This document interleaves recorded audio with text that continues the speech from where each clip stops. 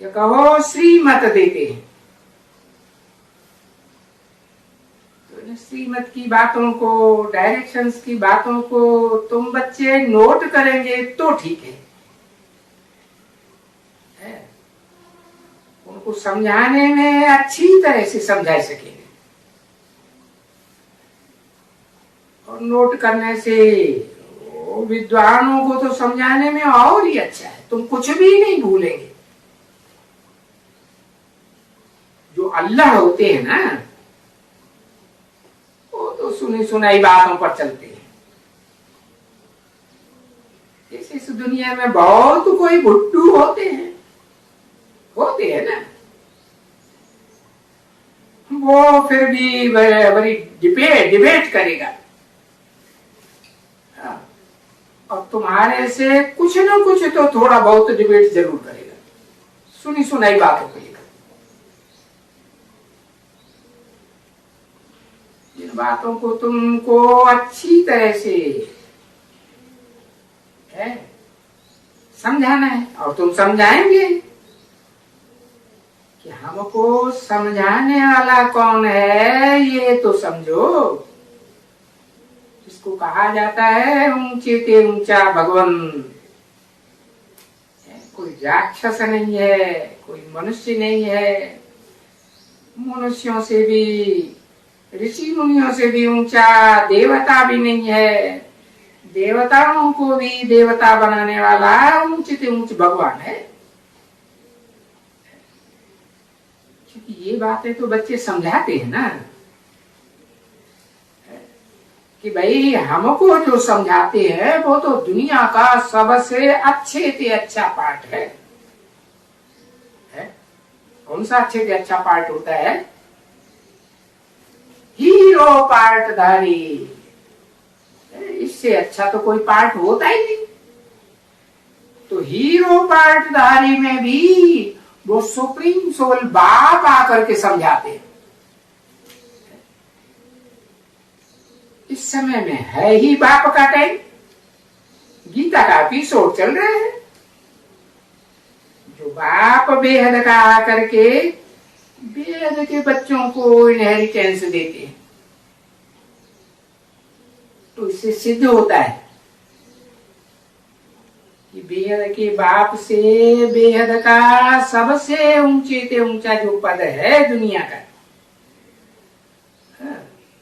वो जो ऊंचे से ऊंचे पद वाला होंगे, वो तो जरूर ऊंचे से ऊंचा होगा,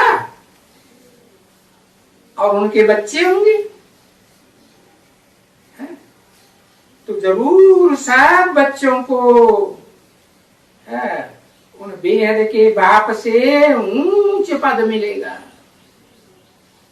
ऊंचे के ऊंचे पद होते हैं ना, चांडाल का भी पद होता है, दास दासियों का भी पद होता है, उनमें भी first class, second class, third class दास दासी। फिर उनसे अच्छा प्रजापद होता है, जिनमें साहूकार होते हैं। साहूकारों तो क्या कितने दास दासी रखे जाते हैं। तो ऐसी ऐसी बातें समझाओ कि बाप हमको कोई प्रजापद देने के लिए नहीं आए हैं कोई राजाई में, वो तो हमको प्रजावर्ग की आत्माओं का राजा बनाने, राजाओं का भी राजा, जो विश्व का महाराजा कहा जाता है। तो इस दुनिया में जो भी अच्छे से अच्छे राजपद लेने वाले आते हैं, उनको अंदर में समझाने का है। तो ये भी बाप जो समझाते हैं ना, तो बुद्धि में चलता है ना, तो ये बातें सब समझाना चाहिए, और ये समझाना चाहिए और फिर पहले खुद समझना चाहिए। 20/9/1968 की रात की क्लास का दूसरा दिन। जहां भी दुनिया में जाकर के, देश में विदेश में जहां भी जाकर समझाने का है, क्योंकि समझाने के लिए मार्जिन तो बहुत है ना, कि हाँ हम यहाँ समझाए रहे हैं, प्रदर्शनी में समझाए गए हैं, म्यूजियम में समझाए गए हैं, इस सेंटर में समझाए गए, इस देश में समझाए गए, समझाया और ये बात समझने समझाने के बाद रुकने की बात ही नहीं। जैसे दिल्ली में भी था ना, जो बाबा कहा था, ये जो धर्मशालाएं है ना, हाँ, तो किसी ने कहा काश्मीरी गेट में नहीं, जिस काश्मीरी गेट से पहले वाला जो था, किसी ने कहा धर्मशाला, हाँ धर्मशाला में जो था वो भी अच्छा था। अरे बड़े बड़े व्यापारी वहां धर्मशाला में सब रहते हैं। वो जो सर्विस का जिनको शौक होगा ना बच्ची, तो सर्विस के शौकीन तो भागेगा, तो वो ये नहीं कहेगा अरे धर्मशाला में वहां कौन जाए, इतना दूर है। कहाँ है धर्मशाला? हिमाचल प्रदेश में धर्मशाला नाम का शहर है ना। हा? नहीं बच्चे, बाबा तो कहते हैं, और बाबा तो सभी को कह देते हैं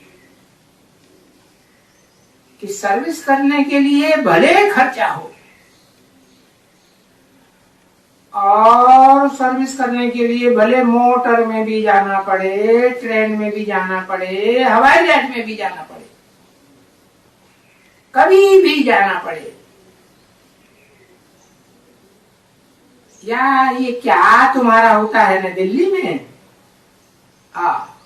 दिल्ली में स्कूटर बहुत चलते हैं, किसी ने कहा, हाँ छोटी टैक्सी, 4 व्हीलर वाली टैक्सी होती है ना, हाँ उनको कहो बड़ी तेजी से ले जाती है।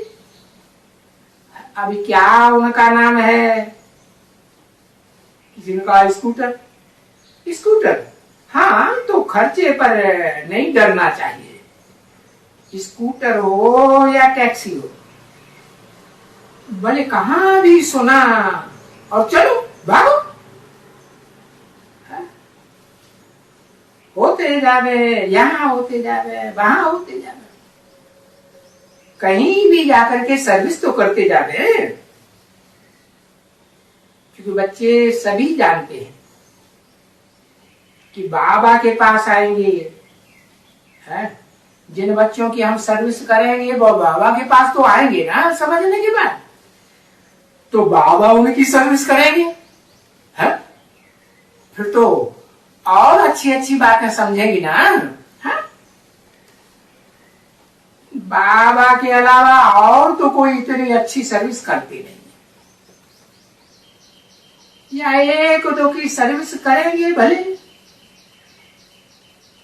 बाकी सर्विस का जिनको शौक है उनको तो भागना ही चाहिए,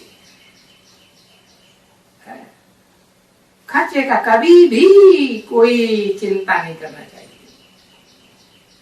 कहते हैं बाबा बहुत दूर है, 6 माइल है, 8 माइल है, अरे नहीं बच्चे, 8 माइल है या 10 माइल है, अरे कितना भी दूर है तो सो क्या हुआ, या ट्रेन में भी कहाँ भी जगह मिले तो सर्विस जाना, सर्विस के लिए दौड़ना चाहिए, तो चलो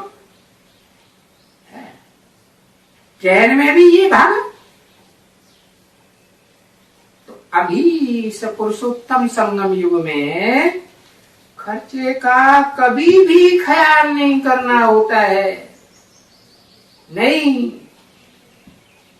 ईश्वरीय सेवा का बच्चों को शौक चाहिए, ये ईश्वरीय सेवा का मौका न स्वर्ग में मिलता है न नरक में मिलता है, कोई जन्म में नहीं मिलता है। ये सिर्फ है अभी जब बाप आते हैं पुरुषोत्तम संगम युग में, तभी ये सर्विस का मौका बच्चों को मिलता है। इस ईश्वरीय सर्विस से जन्म जन्मांतर की ऊंची से ऊंची प्रारब्ध प्राप्त होती है। सो भी जो जो अनन्य बच्चे हैं, सबको नहीं, तो अनन्य बच्चों को तो बहुत उनको सर्विस करने का है ना? तो उन बच्चों में जो अनन्य बच्चे हैं, उनको उनमें फिर अहंकार नहीं होना चाहिए कि मैं तो इतना बड़ा महारथी हूं, मैं ये हूं, मैं वो हूं। क्या हूं?